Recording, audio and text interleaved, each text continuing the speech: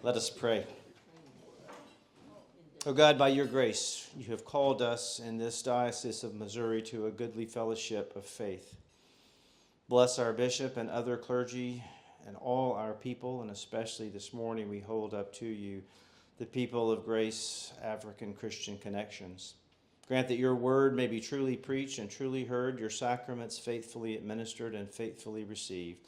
By your Spirit, fashion our lives according to the example of your Son, and grant that we may show the power of your love to all among whom we live, through Jesus Christ our Lord. Amen. Good morning. It's good to see you all. I am glad that you're here.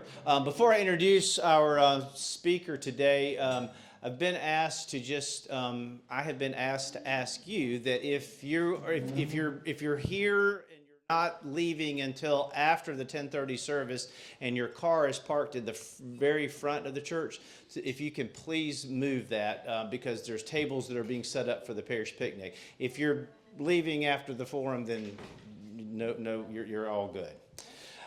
It's my pleasure and privilege to introduce to you someone who, if you were at the 8 o'clock service, you already know a little bit about. The Reverend Mtipe Kogani is with us today. Mtipe is currently on the clergy staff at Christ Church Cathedral in the city.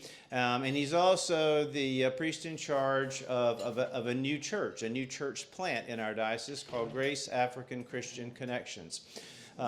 And as I said at the 8 o'clock service, at a time when churches are closing and many churches are struggling, it is significant.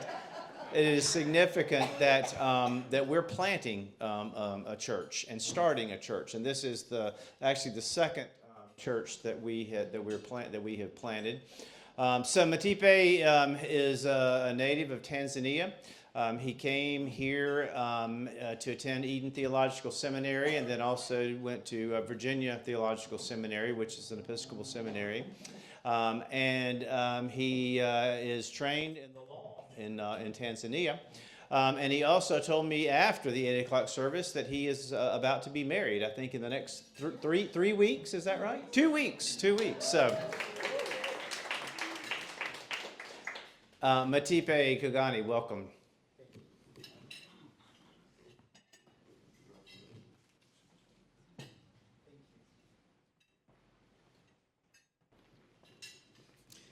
Thank you very much. And I said during the first service, and I will say again here, I really appreciate this invitation to come here to preach and to lead this formation. And with me, there are two friends from Grace African Christian Connections whom I'd love to introduce before I forget and get myself into trouble. So please, Nicholas is over there.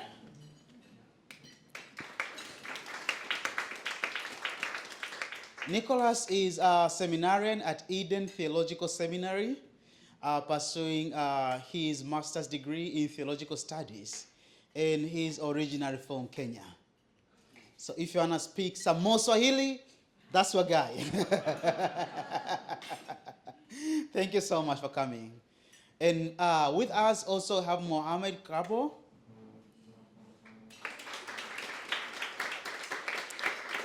Mohammed is part of the business school at St. Louis University, and he is doing his master's degree over there, and he's also from Sierra Leone.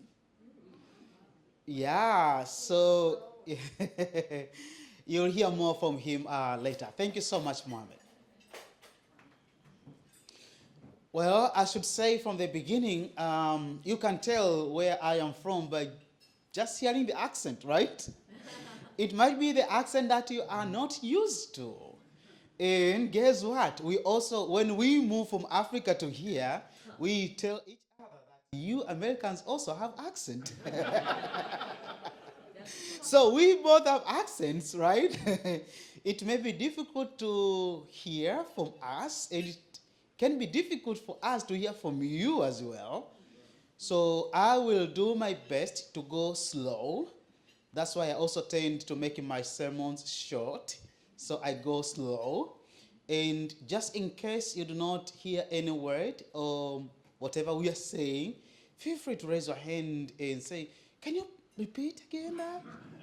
Oh, I see hand here already, see? No. How do you pronounce that? Oh, I will get to that, Sabubona. Good. We'll talk about that fire. Yeah, so before I say anything, I would love you to see, this is one of our services. Actually, this was recorded from our revival, which is happening this weekend. And this was a day before yesterday. Why am I showing you this? Is for you to get at least an idea of how our worship services look like. And do we sing songs from the Book of Common Prayer? Or what kind of songs do we sing?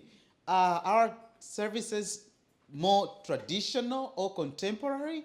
Well, let's spend maybe a minute or two so you can get a flavor of our worship services. Thank you, Carla.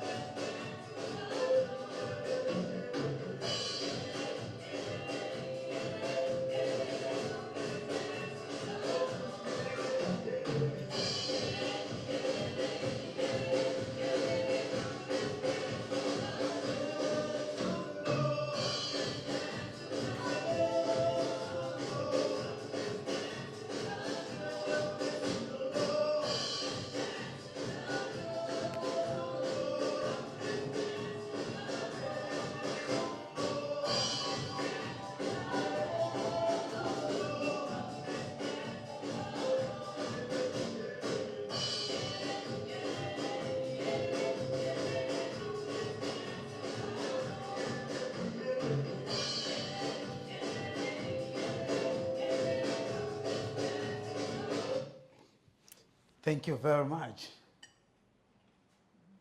Oh, that's my beautiful fiancée.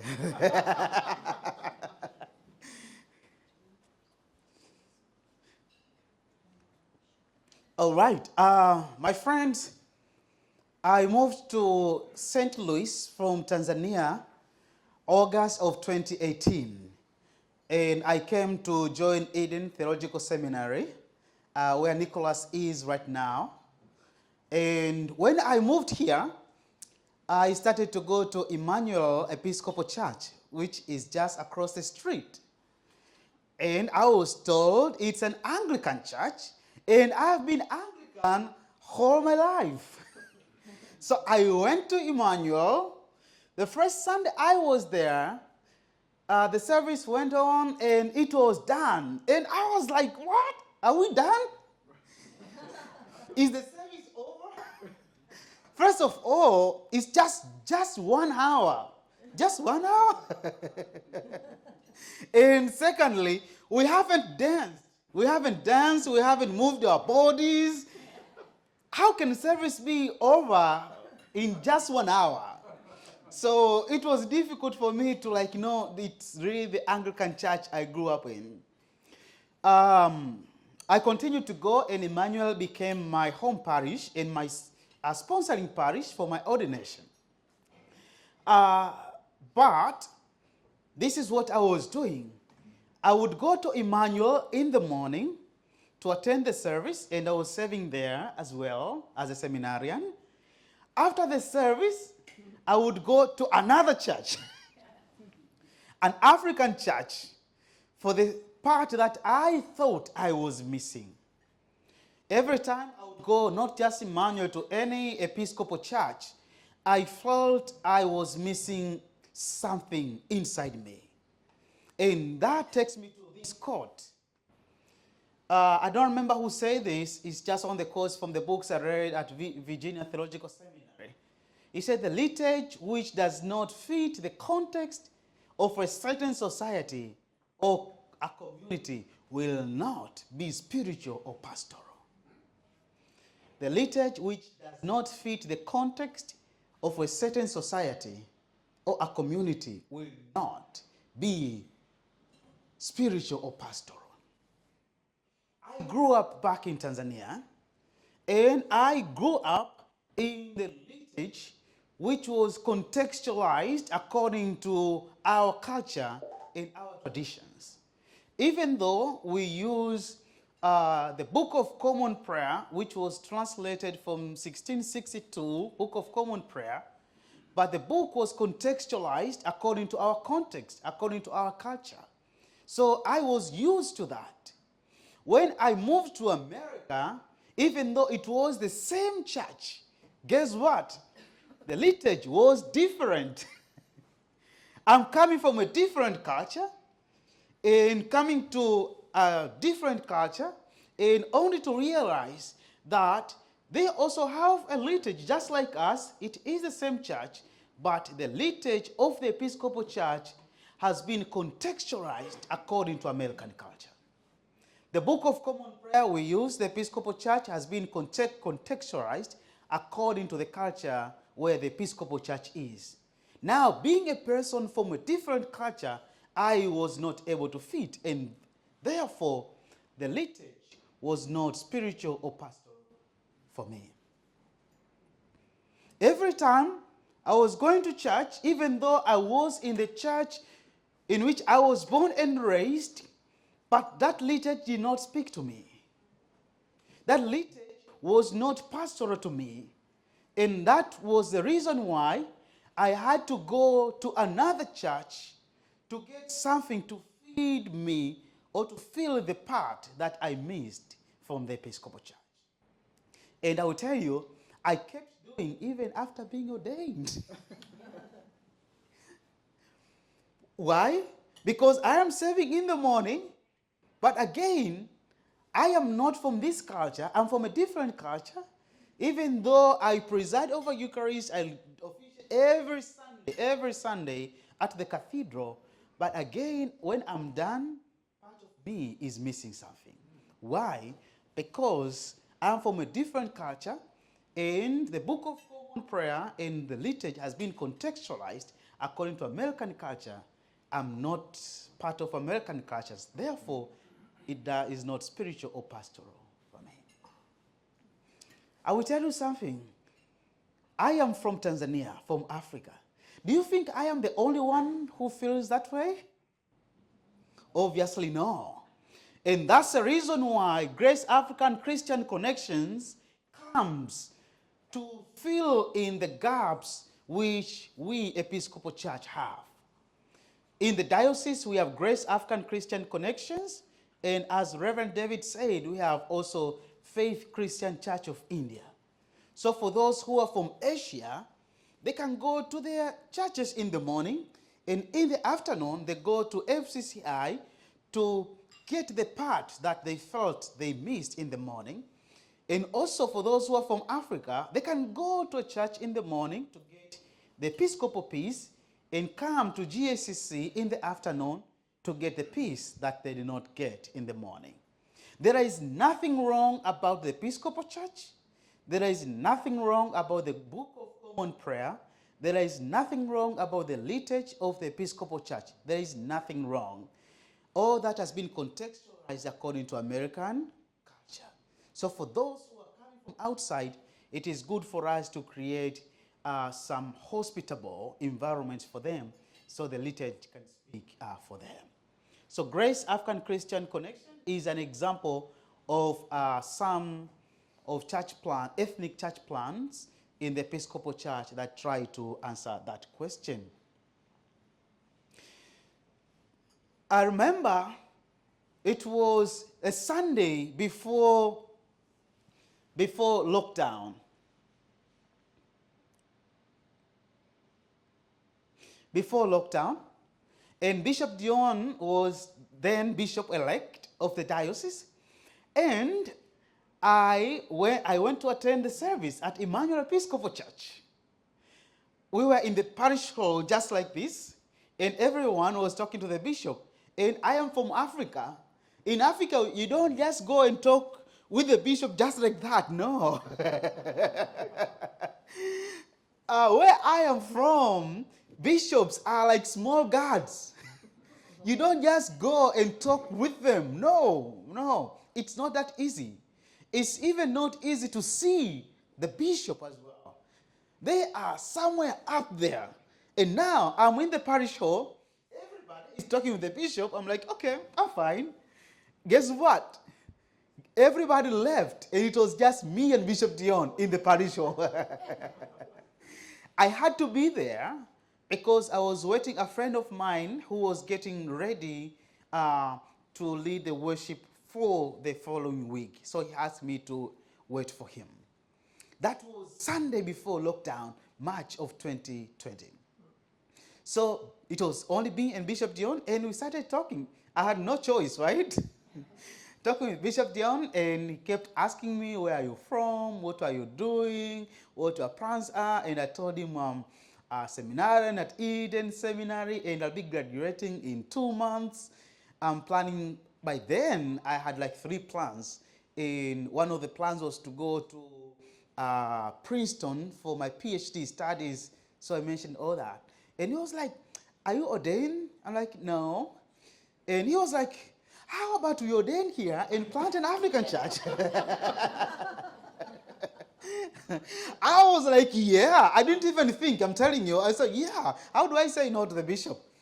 I was like, yes. So that is where Grace African Christian Connections started, by that small conversation. Bishop Deon tells this story well than I do.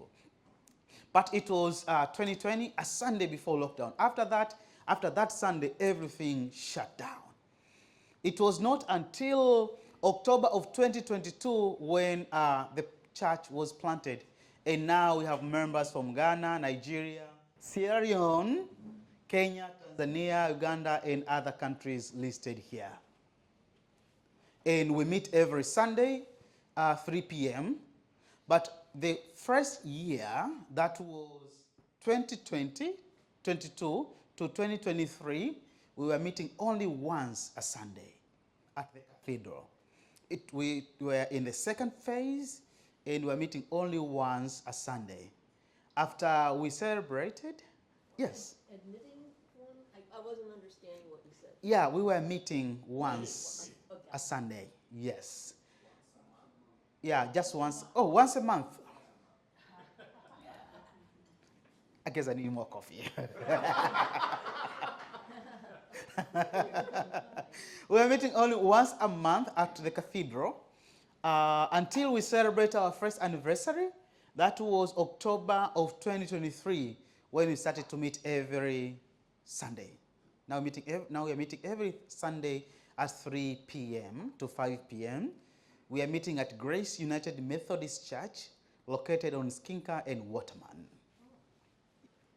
Yeah. Yeah, it's Skinker, yes, Skinker and Waterman, yeah. And I was asked about Sawubona, and that is the flyers that I've distributed there. Our Sawubona is our greeting, and this is a common greeting in the Zulu tribe, which means I see you, I value you, you are important to me. I see you, I value you, you are important to me. Sawubona. Can you say together? Sawubona. Yeah, good, good. You're all Africans now. Yeah. And it is from our greeting, Sawubona, where we created mission, vision, and values. All three, vision, mission, and value, are all rooted from the greeting Sawubona. They are all connected to there because we need to see each other as part of minority groups in the church and in the society, and to keep reminding ourselves that we value each other. How do our liturgy look like? If you go to the Book of Common Prayer, page 400, you will find what some people call right three. Right three. So we have right one, right two, and if you go to page 400, some people call it right three. Actually, that is a liturgy. Among other things, it was created for church planting. It's just an outline which you take from there and you modify according to your context. And here is where also the Book of Common Prayer creates some opportunity for church planting to have services according to their cultures and traditions. It's a wonderful opportunity that BCP offers. And our services are very contemporary. If you come there, you will not know we are Episcopalians. No, no, not at all. Sometimes I do wear colors, sometimes I do not. Sometimes I wear African attires. We are there as a community, and we are not that traditional. That's what I can say. All right, and we have a number of ministries that we do. And now I would love to welcome Mohammed, who will be talking about International Student Ministry as one of the ministries that we, GACC, have been doing. Welcome, Mohammed.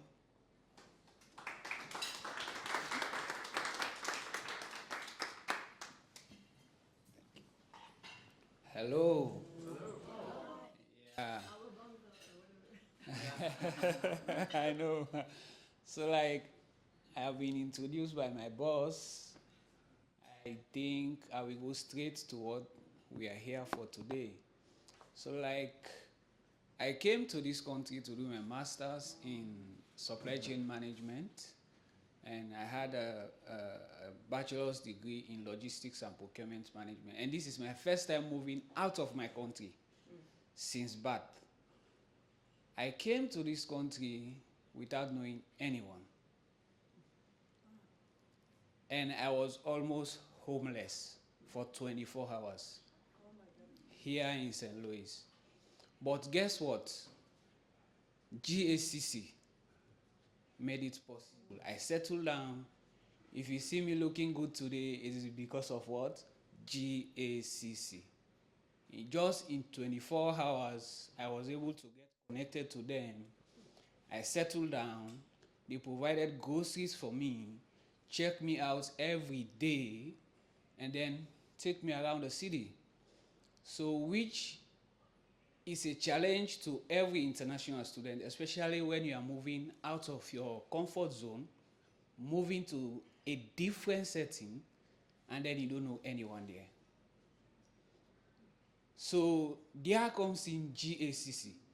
GACC pick international students from the airport, provide accommodation for them for like a month or two until they are settled down, provide groceries, then move them around the city and see how St. Louis looks like. Before coming to St. Louis, I had this mindset that St. Louis is more about safety concerns. Safety is like very alarming here in St. Louis. Safety here in St. Louis is like a concern, a big concern. Like there are lots of crimes going on, So because of that, I was like, I'm moving to a place wherein there is this security concern, and I don't know anyone there. How am I going to move around? How am I going to adapt to this system? So like back home, we had this pre-arrival orientation, wherein like the school organizes this event like 2 or 3 times before coming here to the US to know what and what you need to be aware of. You know your environment, that you don't accept lift from people you don't know, so you can stay safe. I came and then I was like, I dropped at the airport. Where am I going to? Nowhere. The school is there to pick me up, but where are they taking me? No place. I have the cash with me just to stay like maybe like a day or 2 in a hotel or a guest house. I tried several times because I don't have debit or credit card. My cash is meaningless. It's not useful at all. It started at New York, JFK. I was to pay for my baggage. I have the cash cannot work for me. But lucky enough, they have this automatic system wherein you just put your cash and then an automatic debit card will be out. So I paid for that. I was able to settle that and come here. But how about sleeping? Where am I going to spend the night? So I was roaming around St. Louis, moving from hotels to hotel to hotel, just to see how I can settle down for the night. Some are asking me for credit scores. I came from a country where we don't have that system. How can I be able to spend the night? But because of GACC, I bumped into a guy by the name of Major. So Major spotted me with my baggage, on the street. And then Major said, my brother, do you need help? I said, yes, I need help. Because the way he sees me by that time, it was like, this guy is frustrated. I need to see if I can help this guy. So since we are all Africans, I was confident seeing him around me. I was like, this is my kind of guy. So I think we can move together and then see if he can help me settle down. So Major asked, and then I said, yes, I already have a place secured before coming here, but I don't know how to move to that place. And he asked me again, do you have the address with you? I said, yes. I have it right here with me. So he checked the map. It was like 10 minutes drive away from where he met me. So he helped me out, checked the place at Gallery, and then we met with the people, the leasing office. We made arrangements, and then I was moved in immediately. Since then, GACC provided a mattress for me. They provided groceries for me. They also provided even clothing.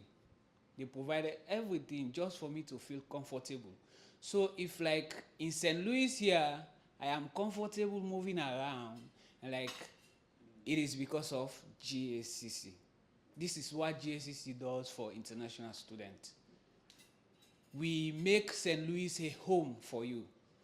We make you feel like you feel belong, like you are not left out at all. By the time you come, you join GACC, the most interesting part of GACC is that you don't need to be a Christian for you to be helped. You can be a Muslim or any other. As long as you are an African and an international student, you are welcome. We help you, like also provide scholarships to international students. There was a time wherein a colleague of ours was struggling with tuition. GACC came in, paid the tuition, and provided partial scholarships to other students. Just imagine a community of barely 2 years doing something like this. In my language, we say, Grandpa Papikin Kanda. In the sense, an old man in a child's skin. It means you are young, but you are behaving like an old person with wisdom. You see? So I would say so far so good. I say thanks to GACC and thanks to you all for listening to me, and a big thank you to Reverend Mtipe. Thank you. Thank you, Mohammed.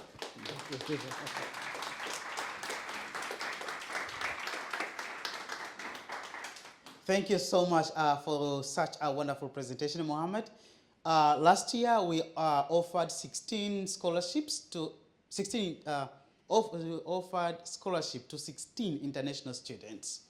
That is through the generosity of our friends who support us.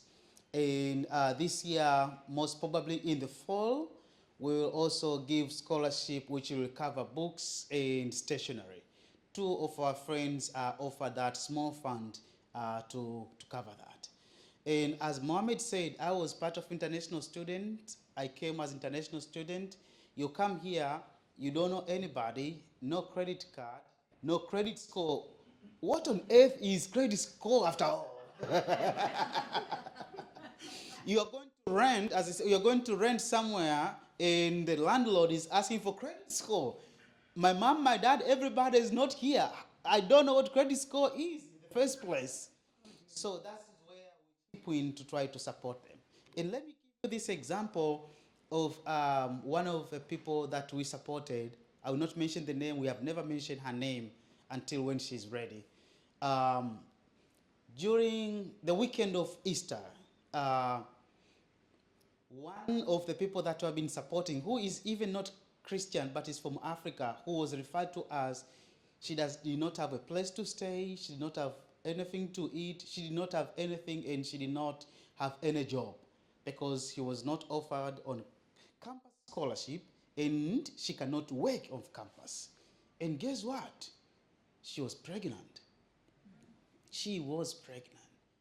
Thanks to GACC and our friends, we were able to find a place for her where she's staying up until now. And during Easter, she gave birth to a beautiful baby boy. And they are all doing fine right now. Okay, now I'd love to invite Reverend Nicholas, who will talk for 2 minutes about our outreach ministry.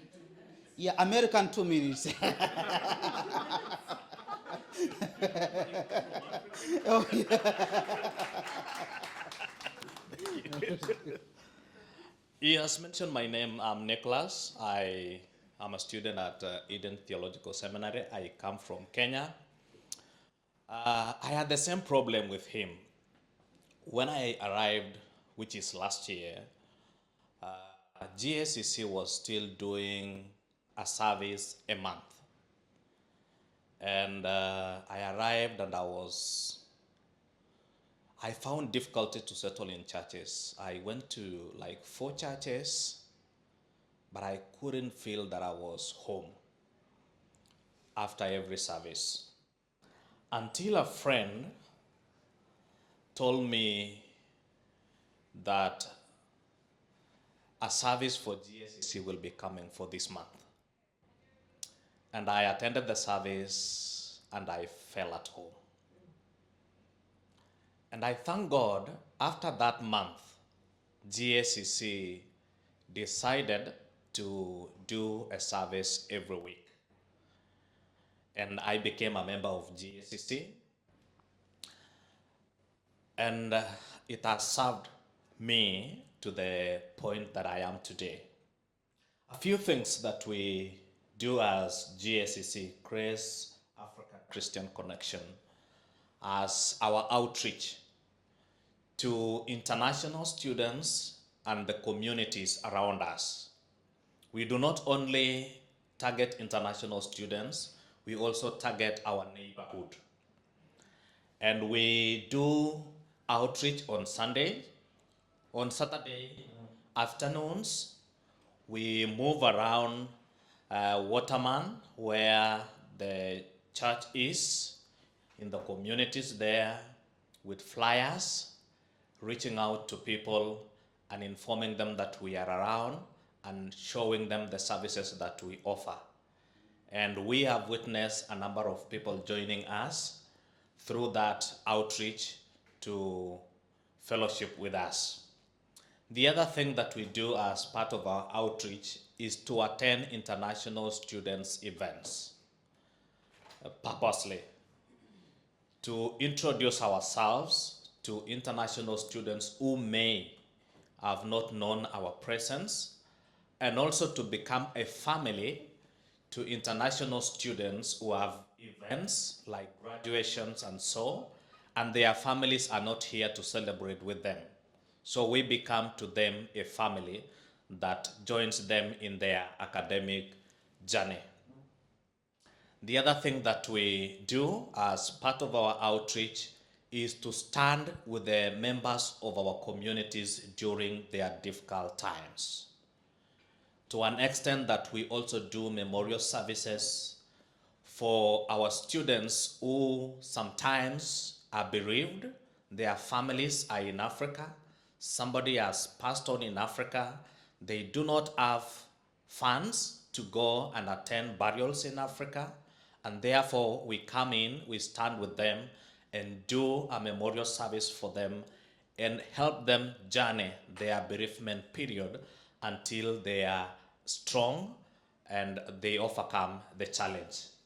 Many other things we do has been mentioned, reaching out with help to international students who run short of a few things. I guess my 2 minutes are done. Much more to be continued. Thank you very much. All right. He won the bingos. Yeah, so I will use 1 minute and we'll take questions from you. In addition to what Nicholas has said, we also teach our members to drive and to help them get license. And actually, we use the cars we have. And because you can't drive, you can't be mobile, you can't do anything. You don't have license, you can do so many, you can't. So if you go to our Facebook page, you'll see some pictures of some of them doing that process. Some are already drivers, some are in the process of becoming driver. They practice as we speak. And we also offer music classes, especially to kids. The first song we played from Facebook, you heard somebody playing drums. Actually, that is a 12-year-old kid. Yeah, 12-year-old kid. We meet every Saturday, 11:30 to 1 p.m. To practice them, and they're the ones playing in our services right now. They are all around the age of 11, 12, and 13 years old. So, and they all play drums, some play piano, some play bass guitar. Those are some of the things that we do. Apart from being able to do all this, as a new community, finances are still being challenged, just like many new communities. But we give thanks to our friends who have been generous enough to support us. The scholarships we mentioned is not from us, it's from our friends. Supporting international students with furniture, scholarship, grocery stores, rides, and everything is not from us. We ask our friends. So if you want to become a partner for us, which we really encourage you to, please, you are more than welcome to help us and support us so we can do more. God is good. And as I speak with you, there is a revival going on. We started Friday, yesterday, and today. And we have about 40-ish people coming every day. We're expecting more people today. All right. Thank you all for listening.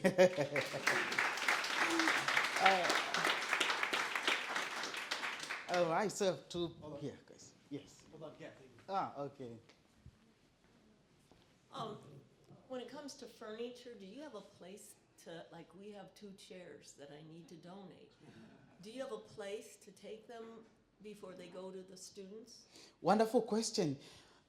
So what we do is, if somebody tells us that I would love to donate this kind of furniture, once we know it, we reach out to our members and ask them who needs this. And the moment they tell us, then we connect them, they take those furnitures to them. and not come to us. Where does the furniture go? It goes to them, No, I mean, like, directly to them. oh, from us to them? Yes, Oh, I yes, gotcha, I yes, gotcha. yes. Yeah. Okay. Okay.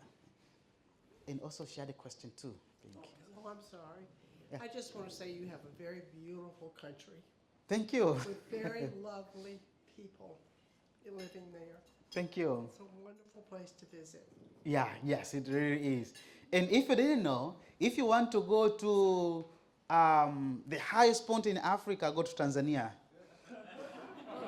Yeah, Tanzania. If you ask Nicholas or any Kenyans, we'll tell you it's Kenya, but no, it's not. No.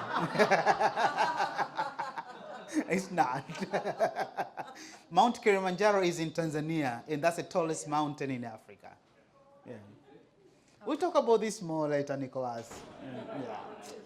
Yes. Well, I think what you're doing is wonderful. I don't Thank know you. what, is this on? I'm not sure if it's on.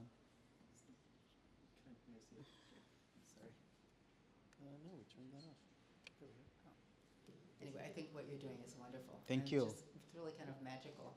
I was just wondering how you said that you had friends that funded these scholarships. I mean, how do you obtain your funding? I mean, do you get it through corporations, individuals?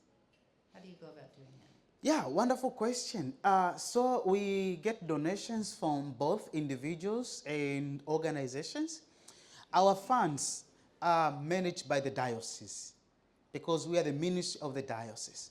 So actually, if you donate to us, it's not coming to us, it's going to the diocese because the diocese is the one that manages our funds.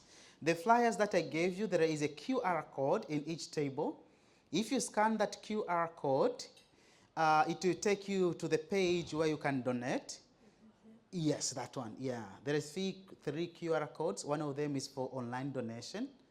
So if it is an organization or individual, once you scan that QR code, you go to that page, it will ask you to pick one of the ministries.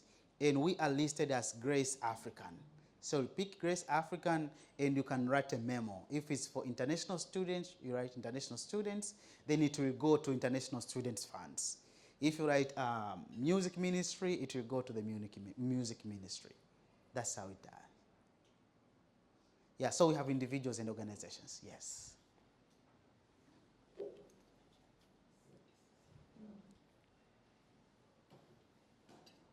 Let's see here.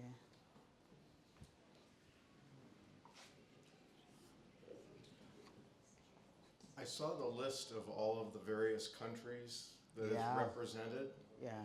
and I was fascinated with the cultural shift, if you will, that your service that you had the video of is versus our service here. Yeah. The question I have is this: with people from all of the various countries that you had on that list, are all of the cultures of those countries alike enough yeah. for you to incorporate all of them into your services? Cool, yeah. Fantastic question, yeah. Go, yeah. Yeah, that's a very good question, which reminds me of how many people think about Africa. They think like it's a country, it's just one country, and we all speak one language, you know. Well, Africa is very diverse, and we speak over 1,000 languages, actually. How do we do that? Wonderful question. Even though Africa is very diverse, there are some things that are very common throughout the continent. Number one is dancing and singing. Go anywhere in Africa, everybody likes to dance, everybody likes to sing, and that's what we do in our services. Most part of our services is singing and dancing. And while we sing also, we add another piece now, is using different languages. The song I played in the beginning, it was in English and one of South African languages. The song called Tambira Jehovah. I think Tambira is not English, is it? Yeah, you know. So while singing, we incorporate other languages. So one song can be sung in 3 languages, even 4 languages, because we project the lyrics here, so people will see the lyrics and they will follow along. Yeah, so that is how we try to incorporate those stuff. But also food. Every African likes to eat. In every worship service, we have food after. You know, we Episcopalians have a beautiful phrase in the end of the service. Deacons will say, "Go in peace to love and serve the world." You know that piece? That sentence? Go in peace to love and serve the Lord. So we use that sentence also to incorporate the food. Have you ever asked yourself, if somebody came to church and they're starving and they're going back home and they don't know what they will eat because they do not have money? Have you ever thought, if you tell them go in peace to love and serve the Lord, if they are really going back home in peace and they have nothing to eat at home? Have you ever asked yourself that question? Okay, so we use food as one of the common things we have, but also a place for us to offer the meal, because we know our members cannot afford sometimes even a single meal sometimes, because most of them are international students. Yeah, I think we are this time.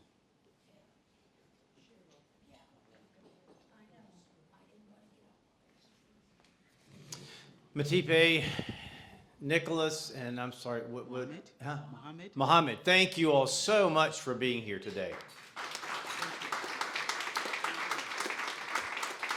And just a couple of things. One is I want to make sure that it's very, very clear that the work that Mtipe is leading is connected to the Episcopal Diocese of Missouri.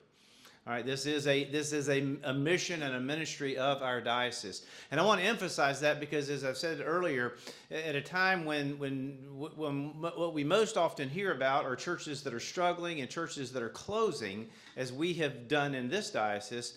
This is something new. This is a church plant. This is a beginning of a church, and I think that's significant, and it's something that we should celebrate. The other thing I want to point out, and I think the 3 Africans in the room can help verify this, is that in this country, as Christianity has been on a decline.